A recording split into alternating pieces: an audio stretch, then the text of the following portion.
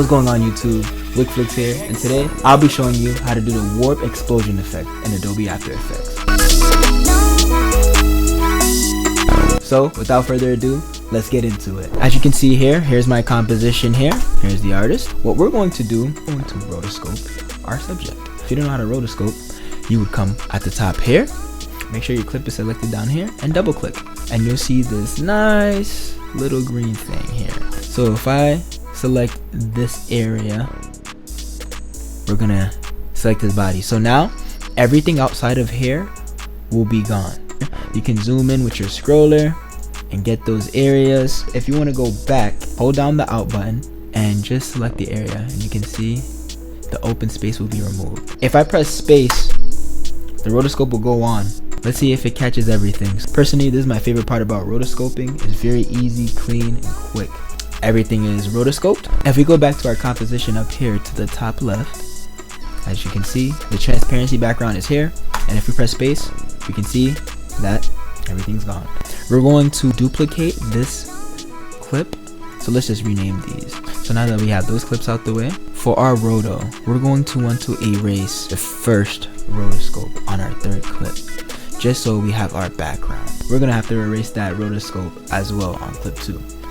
So we erase that, we have the background, but we still have our two other layers. So we have 1 and 2. We are going to want to grab our first effect, and that will be CC Mr. Mercury. And we'll drag it to our second clip on clip 2. We have our liquid effect in the back.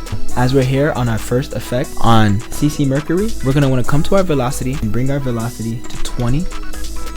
So we're going to type in 20 here for velocity, and as you can see, it spread out our effect in the back. And for birth rate, we're going to bring our birth rate to 20. And for our gravity, we're going to bring it to 2. So now we have more of a spreading out effect here. Kind of looking cool so far. So we're going to add a little bit more. Now we're going to want to toggle over to CC lens. Bring that over. We'll bring it to clip 2 once again. We're going to bring our cursor all the way to the beginning, and we're going to click on size, and make sure your size is at 0. So that's where we want to hide our warp. Now we're going to bring our cursor over. We're probably going to want it to explode somewhere around here. So we're going to bring it all the way to 500. So make sure it's keyframe from 0 to 500. And as you can see, we have that exploding effect. Our next effect is glow. And these are all stock plugins, by the way, which means they're all built-in plugins. So these should all be on your After Effects. We're creating this warp effect from scratch, and you're gonna want to drag glow right over to clip 2. You're gonna want to bring your glow threshold to 15. You're gonna want to bring your radius to 20. You're gonna want to toggle over to original colors and come over to A and B and click those. So A and B colors is what you want to select. So now our glow is mimicking our A and B midpoint. So now we can toggle with the colors. So I'm probably gonna leave the white surroundings and make this blue. This is what our effect looks like so far. That is really cool. So now we want this to be a little bit more seamless. Get it? Seamless.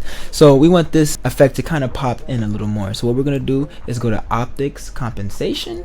So now that we're here on clip 2, we're gonna bring our cursor a little bit over, then we're gonna hit our keyframes field of view, and we're gonna toggle. We're gonna keep that at 0. We're gonna bring it all the way to 90. Ooh, okay. So we're probably gonna push that over, to be totally honest. So effect. Let's come to optics compensation. Let's bring that over here. Bring it over a little bit. Pretty cool, pretty cool. I like that. See, there's more of a feel to it. That's awesome. This is one thing you don't have to add, but it adds a little pizzazz to your effect. VR digital glitch. I'm gonna add that to the second clip. So if we want to get rid of that RGB look, we're gonna come over right over to master aptitude, and then we can bring it right in. So we're probably gonna bring it over to 10 for our master amplitude, and from there we have a little bit of a glitch effect. So I'm personally gonna add a LUT onto that, and if you want to do that just like me, who forgot to add the LUT for the tutorial, you can come right over, type in LUTs or just LUT, and apply color LUT right at the bottom. So what we're gonna do here is add it to clip 1. I'm gonna find my LUT. I'm going to apply the LUT to the clip 2 just to give it that nice blue look. And as you can see here, we have our warp effect. Thank you guys for tuning in into my tutorial.